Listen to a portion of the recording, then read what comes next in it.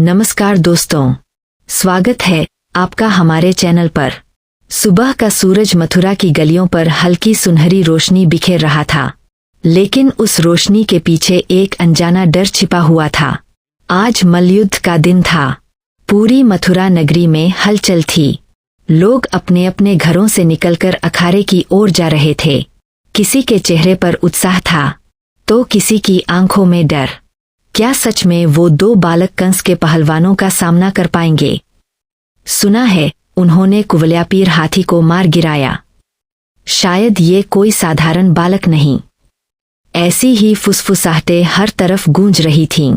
विशाल अखाड़ा, चारों ओर ऊंची ऊंची दीवारें, बीच में मिट्टी का मैदान और चारों तरफ हजारों दर्शक। ऊपर राजमहल की बालकनी में बैठा था कंस।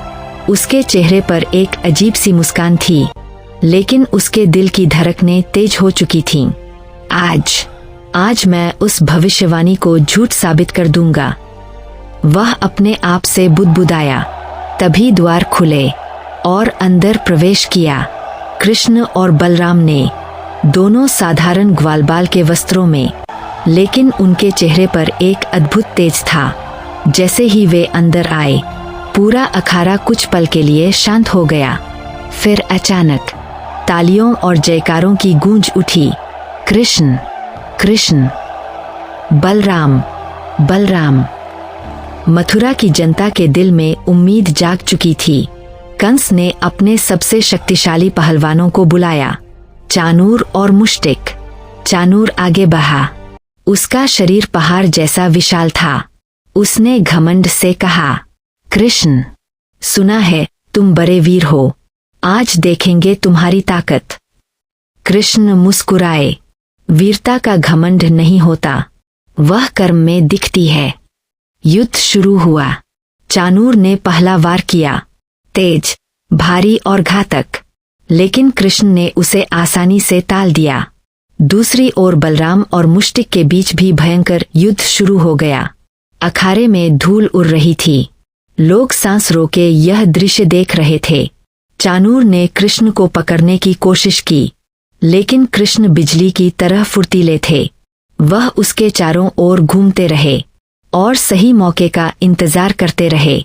अचानक कृष्ण ने छलांग लगाई। उन्होंने चाणूर को पकड़कर हवा में उठा लिया और जमीन पर पटक दिया। धड़ाम!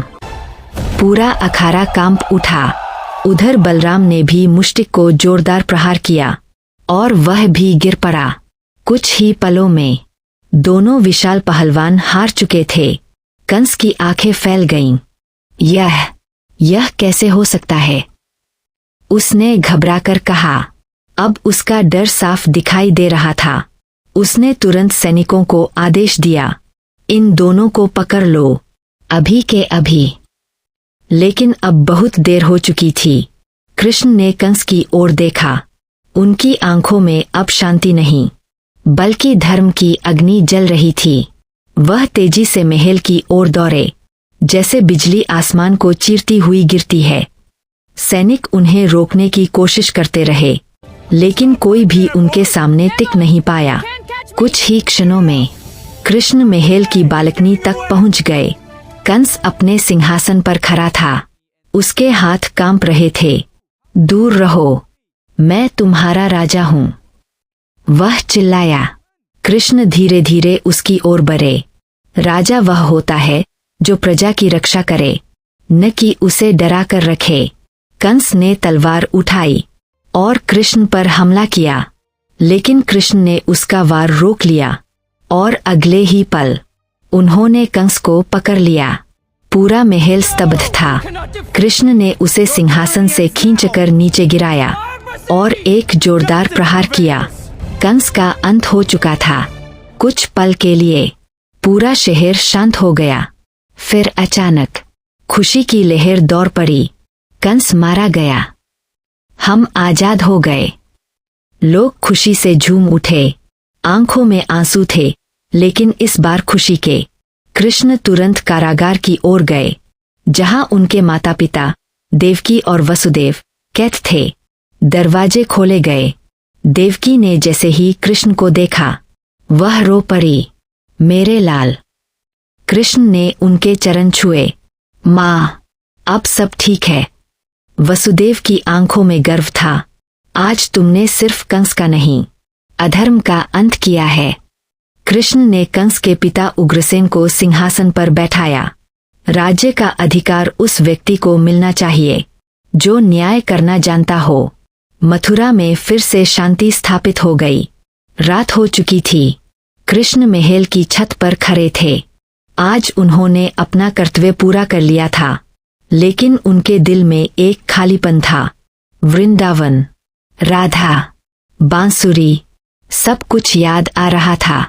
उन्होंने आंखें बंद कीं और एक हल्की मुस्कान उनके चेहरे पर आ गई। प्रेम कभी दूर नहीं होता। उधर वृंदावन में राधा यमुना किनारे खड़ी थीं। अचानक हवा चली और उन्हें ऐसा लगा जैसे कृष्ण पास ही है।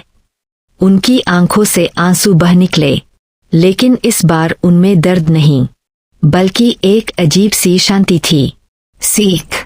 इस कहानी से हमें यह सीख मिलती है, धर्म की जीत हमेशा होती है। अहंकार का अंत निश्चित है। सच्चा प्रेम दूरी से कमजोर नहीं होता, बल्कि और गहरा हो जाता है। अगर आपको यह कहानी पसंद है तो वीडियो को लाइक करें, शेयर करें और चैनल को सब्सक्राइब करें।